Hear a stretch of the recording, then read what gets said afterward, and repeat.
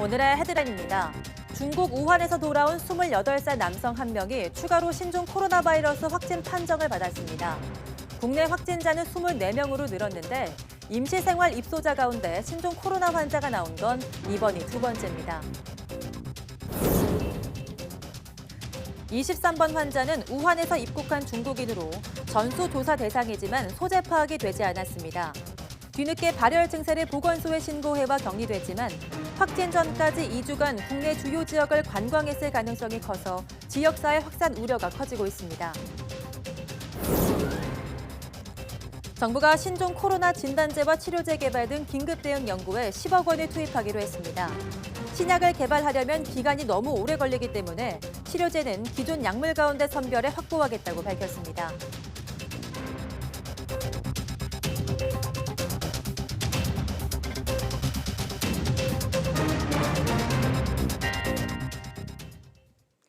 여러분 안녕하십니까? 2월 7일 사이언스 투데이입니다. 중국 우한에서 돌아와 임시시설에서 격리 생활 중인 입소자 중 한 명이 추가로 신종 코로나 바이러스 확진 판정을 받았습니다. 질병관리본부 중앙방역대책본부는 지난달 31일 1차 전세계편으로 귀국해 충남 아산 경찰 인재개발원에서 임시생활 중인 28살 남성이 24번째 확진자로 확인됐다고 밝혔습니다. 이 환자는 인후통 증상으로 임시생활시설에서 신종 코로나 바이러스 검사를 받았으며 이후 양성 판정을 받아 곧바로 국립중앙의료원으로 이송됐습니다. 임시생활 입소자 가운데 신종 코로나 환자가 나온 건 이번이 두 번째로 첫 환자는 지난 2일 확진 판정을 받고 13번으로 분류된 28살 남성입니다. 13번과 24번 환자는 직장 동료 사이로 함께 우한에 출장을 갔던 것으로 확인됐습니다. 어제 확진자로 추가된 23번 환자는 소재 파악이 되지 않던 중국 우한 입국 전수조사 대상자란 점에서 특히 우려됩니다. 이 환자는 확진 전까지 2주간 무방비로 노출됐는데요. 접촉자가 상당할 것으로 보입니다. 김승재 기자입니다. 23번 환자인 57살 중국 여성은 지난달 23일 우한에서 한국을 찾았습니다. 관광 그리고 충남에서 유학 중인 자녀 방문 목적이었습니다. 처음엔 서울 중구의 한 호텔에 묵다가 지난 2일 서대문구에 있는 지인의 다가구 주택으로 숙소를 옮겼습니다. 이 환자는 우한 입국 전수조사 대상이었지만 소재 파악이 되지 않았습니다. 그러다 발열 등 증세가 있어 5일 일행이 1339로 신고했고 이어 서대문 보건소 직원이 숙소를 방문했습니다. 23번 환자를 포함해 중국인 일행 8명을 검사한 결과 나머지 7명은 모두 음성으로 나와 숙소에 격리 조치했습니다. 같이 지내셨다고 합니다. 그래서 그 8명 중에서 1명은 이제 양성이 돼서 발열이 있어서 진단이 돼서 격리 조치가 된 거고요. 당국은 23번 환자의 소재지를 파악하는 것과 동시에 자진 신고도 접수됐다고 설명했습니다. 23번 환자는 우한에서 국내로 입국할 당시 바이러스 보유 상태였고 확진 전까지 2주간 국내 주요 지역을 다니며 관광했을 가능성이 큽니다. 이 과정에 상당히 많은 이들을 접촉했을 가능성 또한 큽니다. 확진 가능성 있는 이들의 소재 파악이 명확하게 이루어지지 않아 신종 코로나 바이러스의 지역사회 확산 우려는 더욱 커지고 있습니다. YTN 김승재입니다. 신종 코로나 바이러스 감염증 확진 환자가 늘면서 처음으로 직장 폐쇄 조치가 나왔습니다. GS 홈쇼핑 직원이 확진 환자로 판정을 받자 직장 폐쇄를 하고 방역 작업에 들어간 겁니다. 내일 아침 6시까지 생방송도 중단합니다. 백종규 기자가 보도합니다. 서울 영등포에 있는 GS 홈쇼핑 건물입니다. 발열 감시 카메라가 설치되어 있는 출입구로 마스크를 쓴 직원들이 서둘러 빠져나옵니다. 사내 어린이집도 문을 닫았습니다. 신종 코로나 바이러스 감염증 20번째 확진 환자가 이 회사 직원으로 확인되자 회사 측이 오는 8일 새벽 6시까지 건물 2개 동에 직장 폐쇄 조치에 들어간 겁니다. 20번째 확진자는 15번째 확진 환자의 가족으로 같은 건물에 살면서 함께 식사도 한 것으로 알려졌는데 지난 2일에는 음성 판정을 받았다가 증상이 심해진 5일 재검사한 결과 확진이 나왔습니다. 접촉자로 분류가 되어 자가 격리 중에 목이 불편하다는 증상이 발생하여 보건소 선별진료소를 내원하여 검사하였고 결과가 확진되었습니다. GS 홈쇼핑은 생방송도 멈추고 방역 작업이 끝날 때까지 재방송으로 대체하기로 했습니다. 신종 코로나 바이러스 감염증으로 인한 첫 직장 폐쇄 사례입니다. 해당 직원은 물론 함께 근무하고 있던 직원 8명도 지난달 31일부터 자가 격리된 상태입니다. 추가적으로 이제 접촉한 직원들이 있는지 몰랐기 때문에 선제적으로 좀 대응하자는 부분이 있었고요. 보수적인 것보다는 좀 과감하게 조치를 취하는 것이 낫다는 판단하에 그렇게 결정이 된 겁니다. GS 홈쇼핑 측은 직장 폐쇄 기간 동안 직원들의 의심 증상 점검과 함께 방역 작업을 계속하고 방송 송출 부서나 방역 부서 등 최소 인력만 당직 체제를 구축해 돌아가며 근무하도록 할 예정입니다. 다만 계속 생방송을 중단하면 협력업체 피해가 커지는 만큼 직장 폐쇄를 연장할지에 대해서는 보건당국과 추가로 논의해 결정한다는 방침입니다.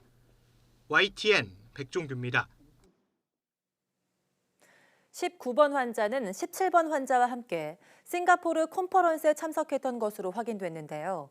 19번 환자가 사는 강남 대규모 아파트 단지의 커뮤니티 시설과 인근 초등학교, 또 방문했던 아울렛까지 임시로 문을 닫는 등 불똥이 튀었습니다. 박기환 기자입니다. 국내 신종 코로나 바이러스 19번 환자는 앞서 확진된 17번 환자와 직장 동료입니다. 싱가포르에서 열린 한 컨퍼런스에 참여했다가 지난달 23일 귀국했습니다. 당시엔 아무 증상이 없었습니다. 때문에 지난 1일 인천 송도의 한 대형 아울렛도 방문했습니다. 하지만 같은 컨퍼런스에 참여했던 말레이시아 환자가 확진됐다는 소식을 듣고 불안해진 환자는 지난 4일 보건소에 연락을 취했습니다. 당일 방역당국에 의해 자가 격리된 뒤 바이러스 검사에서 확진 판정을 받았습니다. 이 환자가 사는 곳은 서울 강남의 9,500세대 대규모 아파트 단지. 열흘 가까이 자택에 있었던 것으로 알려져 주민 불안이 커지고 있습니다. 커뮤니티는 모두 일단 좀 나간다. 아파트 방송. 그딴 얘기는 없어. 걱정되지. 그리고 우리 역동이니까 또. 그냥 알면은 피해 다니면 되는데 모르니까 그냥 그 한 동만 좀 피해 다니고 있어요. 할머니 할아버지도 여기 근처 여기 살아가지고 지금 안 그래도 전화해서 나가지 말라고. 이 아파트는 환자의 집과 주변은 물론 경로당 등 주변 공동시설 대부분을 폐쇄하고 방역 작업에 들어갔습니다. 학부모들의 불안이 커지자 아파트 단지 옆 초등학교는 휴업에 들어갔습니다.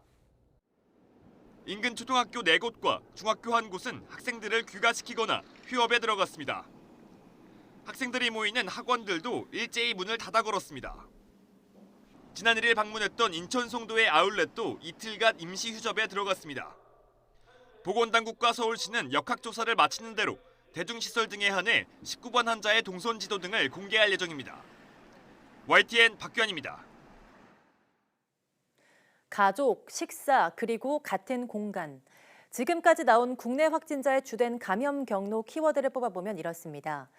2차뿐 아니라 3차 감염도 늘어나고 확산 속도도 점점 빨라지고 있습니다. 보도에 이지은 기자입니다. 국내 첫 3차 감염은 중국 우한을 다녀온 뒤 일산과 강남 등지를 오갔던 3번 환자에서 시작됐습니다. 3번과 밥을 먹은 친구 6번 환자가 2차로 감염된 데 이어 친구의 부인과 아들도 잇따라 발병했습니다. 6번 환자와 같은 교회 교인인 21번 환자도 확진 판정을 받았습니다.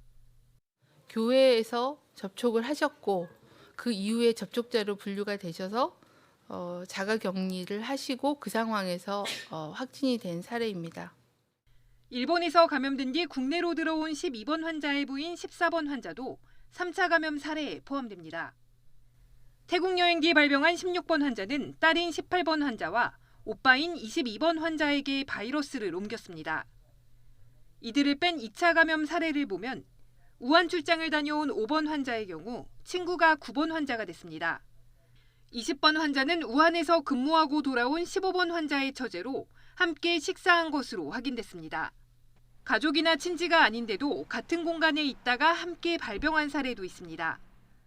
3번과 7번, 8번, 15번 환자는 우한의 국제 패션 센터에 있는 한국관 더플레이스에서 함께 근무했습니다. 또 17번과 19번 환자는 싱가포르에서 열린 컨퍼런스에서 말레이시아인에게 감염된 것으로 추정됩니다. 태국을 다녀온 16번 환자처럼 감염 경로를 특정할 수 없는 사례도 나오고 있습니다.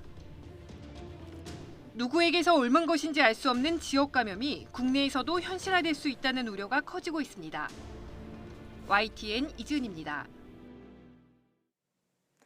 신종 코로나 바이러스 감염 환자 2명이 나온 광주 21세기 병원에서 환자 격리와 관리가 엉망인 것으로 드러났습니다. 감염 환자 2명과 함께 3층에 머물던 고위험군 환자들은 보건당국 발표와 달리 1인실에 격리되지 않은 건데요. 많게는 한 병실에서 6명씩이나 그대로 지내고 있는 것으로 확인됐습니다. 김범한 기자입니다. 지난달 27일 16번 환자가 처음으로 찾은 광주 21세기 병원입니다. 수술을 받고 입원해 있는 딸을 돌보면서 자신도 치료를 받던 16번 환자는 지난 4일 확진 판정을 받았습니다. 다음 날에는 딸도 확진됐습니다. 16번째 16번 확진자가 광주의 21세기 병원 3층에서 딸의 간병을 위해서 머물렀었기 때문에 접촉이 많았던 3층에 있던 환자들은 다른 층으로 옮겨져 현재 병원에서 전원 격리 조치되었고. 과연 그랬을까? 하루 뒤에 찾은 광주 21세기 병원. 3층 병실에 불이 환하게 켜져 있고 환자도 여러 명이 보입니다.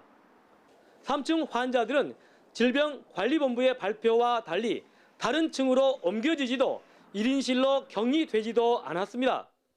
4분, 3분씩 이런 식으로 다 지금 하나씩 분리된 데는 좀 없어요. 3층 환자 좀 그대로 있어요. 좀. 21세기 병원 3층에 격리된 환자가 취재진을 향해 손가락을 펴 보입니다.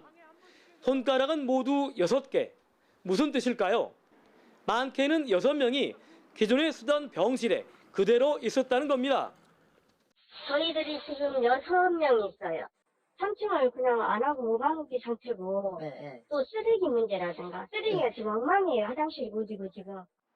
취재 기자에게 쪽지를 던진 다른 환자도 환자 격리 문제뿐만 아니라 청소도 하지 않는 등 위생이 엉망이라고 분통을 터뜨렸습니다. 갑자기 격리된 뒤에 물과 화장지 등 기초적인 생필품 공급마저 끊겼습니다. 이제 격리가 돼버렸기 때문에 물이라든가 또 이렇게 치약이라든가 화장지 그런 것은 좀 줬으면 좋겠어요. 18번 환자는 오전 11시 반쯤에 여기에서 전남대학교 병원으로 옮겨졌습니다. 그런데 18번 환자가 쓰던 병실의 소독은 밤에야 이루어졌습니다. 질병관리본부의 발표와는 너무나 다른 신종 코로나 바이러스 관련 환자 격리 실태. 중국을 방문하지 않았다며 초기에 16번 환자를 놓친 데 이어 사후 조치도 미흡하다는 비난을 면하기 어려울 것으로 보입니다. YTN 김범환입니다.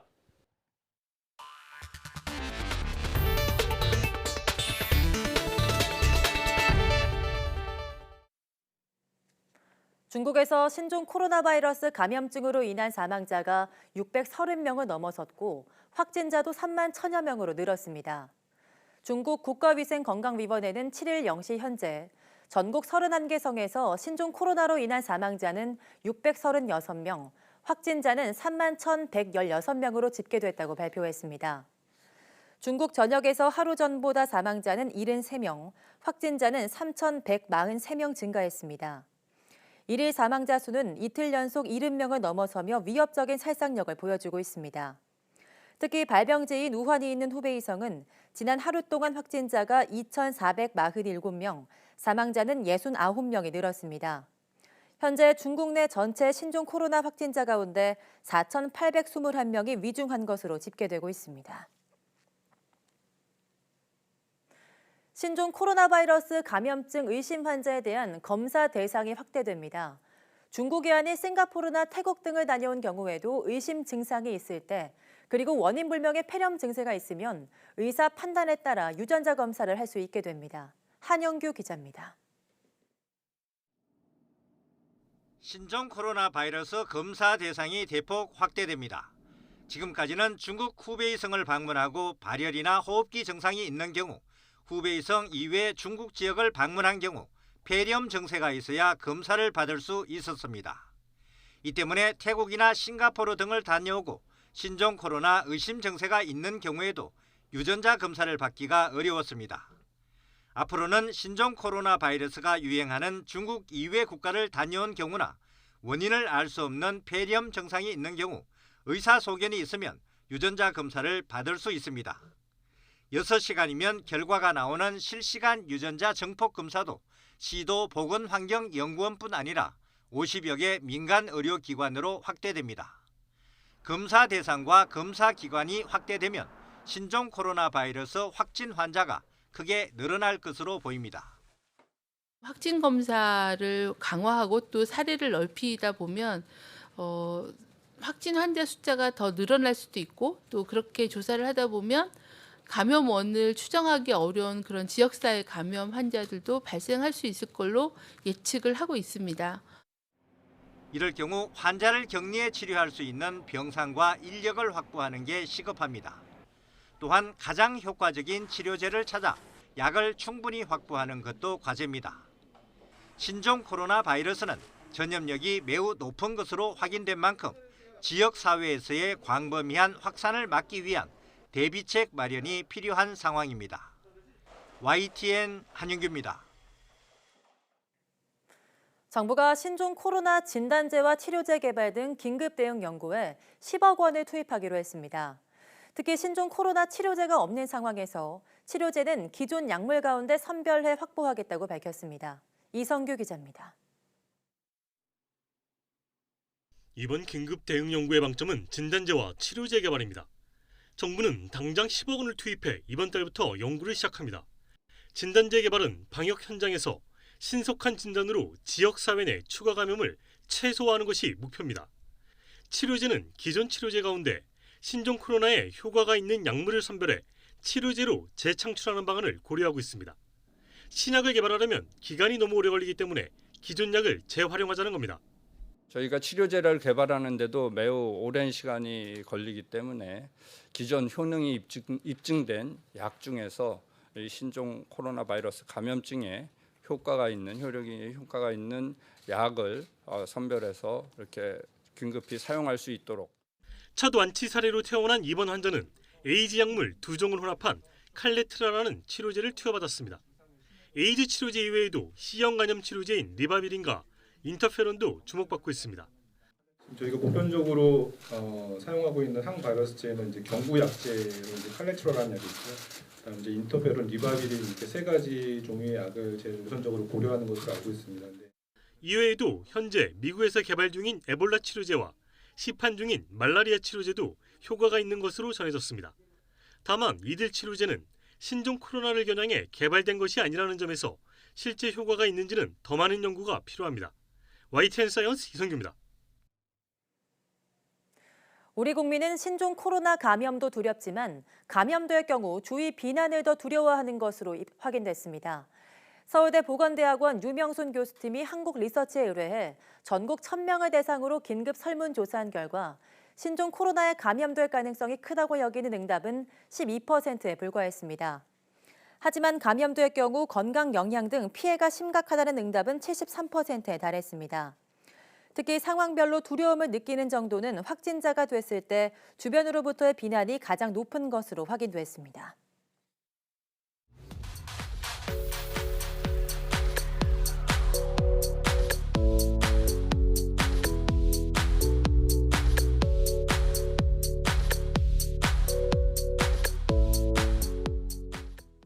네, 오늘같이 추운 날 난방을 하거나 또 자동차를 탈 때 모두 석유를 이용합니다. 이뿐만 아니라 우리가 일상 속에서 매일 사용하고 있는 플라스틱과 섬유도 석유를 이용한 석유 화학 제품인데요. 오늘 오후 사이언스 투데이 궁금한 S 주제는 이렇게 우리 생활에 꼭 필요한 석유를 다양한 형태로 분별 증류하는 방법입니다. 오후에 확인 바랍니다. 오전 사이언스 투데이 마칩니다. 함께해 주신 여러분 고맙습니다.